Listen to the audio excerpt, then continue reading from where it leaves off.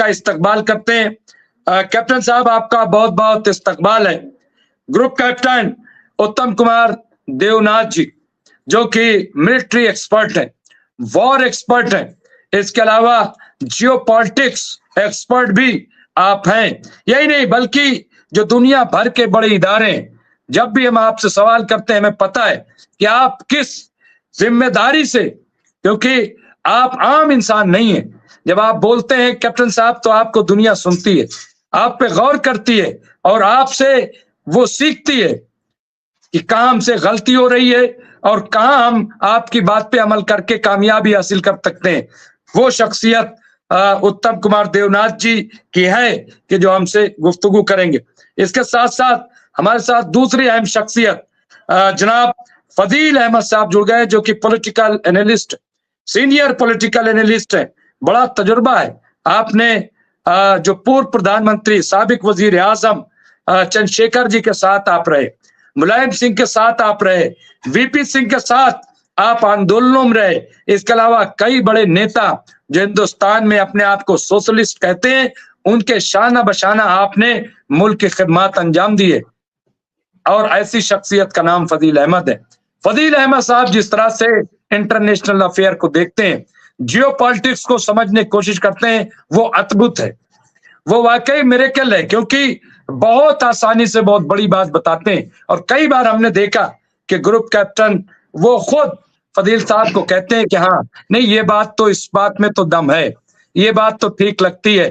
तो ये जो एक्सेप्टेंस है, ये मैं समझता हूं कि बहुत बड़ी बात होती है। मैं फजील अहमद साहब का भी इस्तकबाल करता हूं। आइए शुरुआत करते हैं। कैप्टन साहब, बहुत बहुत इस्तकबाल है। और सबसे पहला सवाल, क्या दहशतगर्द ताकतें, क्या आपको लगता है कि सीरिया में कामयाब हो जाएंगे, जबकि रूस अब मदद के लिए सामने आ गया?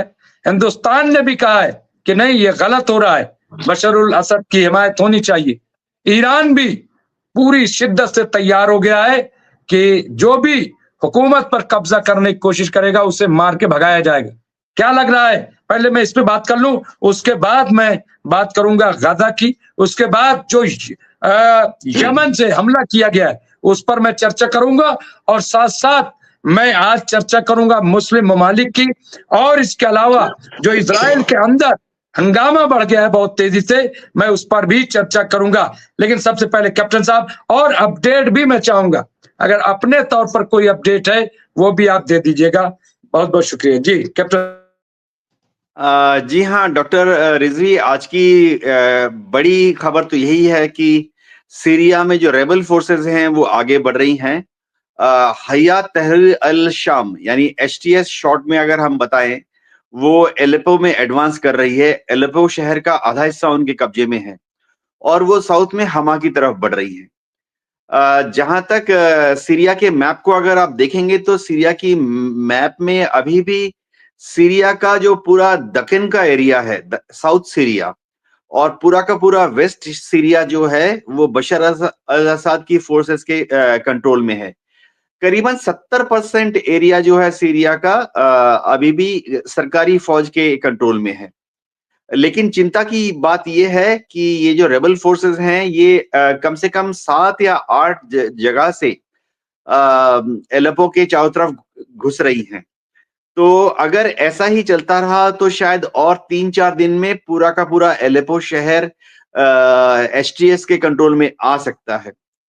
हाँ, रूस की एयरफोर्स ने इनके अड्डों पर, एचटीएस के जो गढ़ हैं, उनके जो कॉन्वॉयज हैं, उन पर हमला किया है।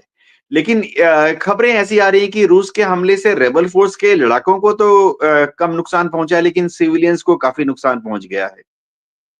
तो दुनिया में अभी हो क्या रहा है? अमेरिका जो है वो चाहता है कि किसी तरह से बशर अल असद की सरकार को गिरा दे। तो अमेरिका भी सीरिया में इस तरह की ताकतों की मदद कर रहा है जो कि सीरियन गवर्नमेंट फोर्सेस के खिलाफ लड़ रही हैं। जहां तक इजराइल की बात है, इजराइल ने फिर से आज स्टेटमेंट दी है कि वो सीरिया में जो डेवलपमेंट हो रही हैं उनको बहुत नजदीकी से देख रहा है। ये गौरतलब बात है कि पिछले 1 साल की लड़ाई में इजराइल ने जब भी हमला किया तो वो बशर अल-असाद की सरकार पर या उनके पैलेस पर या उनकी फौज पर हमला नहीं किया। इज़राइल ने जब भी हमला किया सीरिया के अंदर, तो जहां-जहां इज़राइल को ऐसा लगा कि सीरिया के अंदर इज़राइल विरोधी ताकतें हैं, ज्यादातर हिजबुल्लाह, उनके ऊपर हमला किया। ईरान का रुख बहुत ही क्लियर है। ईरान ने आज फिर से इन सब रेबल फोर्सेस को कंडेम किया है और ईरान ने कहा है कि वो बशर अल-असाद की सरकारी जो फोर्सेस हैं, उनके साथ मजबूती से खड़ा हुआ है।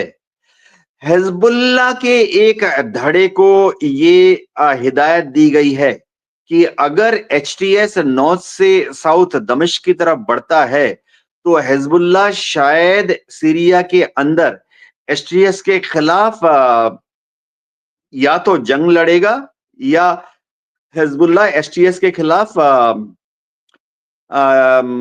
रुकावटें पैदा करेगा। जी, डॉक्टर रिजवी। कैप्टन साहब, ये जो खबर आ रही है कि हमास के लड़ाके अंदर दाखिल हो गए, कई टैंक बॉर्डर पे थे उसको उड़ा दिया है और अंदर जो है वो घमासान की लड़ाई चल रही है, ऐसी खबरें आ रही हैं। क्या कहेंगे अगर ऐसा होता है तो?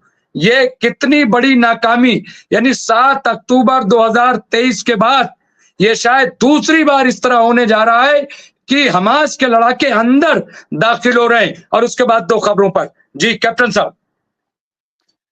जी हाँ, डॉक्टर रिजवी, सबसे पहले तो इस खबर की पुष्टि होनी बाकी है। अगर खबर सच है तो मेरे ख्याल से ये बहुत बुरी खबर है, क्योंकि जो पीस प्रोसेस चल रहा था आगे, वो 2 कदम पीछे चला जाएगा। इस लड़ाई के इस दौर में अगर हमास ने ऐसा किया है, तो जाहिर बात है कि हमास के इस कार्रवाई से इज़राइल तो नाराज होगा और हमास की इस कार्रवाई से कतार, मिस्र और एर्दोगन, तुर्की, उनको भी थोड़ी दिक्कत आ जाएगी। देखिए, जब लेकिन कैप्टन साहब, मरता क्या न करता भाई, बातचीत हो रही है तो थोड़े तो हमले रोक लो, थोड़ा तो कत्लेआम बंद कर दो। मतलब क्या रास्ता है कैप्टन साहब? डॉक्टर रिजवी, देखिए, ये समझना पड़ेगा हमास के लड़ाकों को, और उनकी अगर लीडरशिप कुछ अगर बची है तो उनको ये समझना पड़ेगा कि ऐसी कार्रवाइयां करके वो सिर्फ इज़राइल को परेशान कर रहे हैं या और गुस्सा दिला रहे हैं। होना क्या है मैं आपको बताता हूँ। मैं खुद एयरफोर्स में पायलट था, मिग-23 उड़ाता था।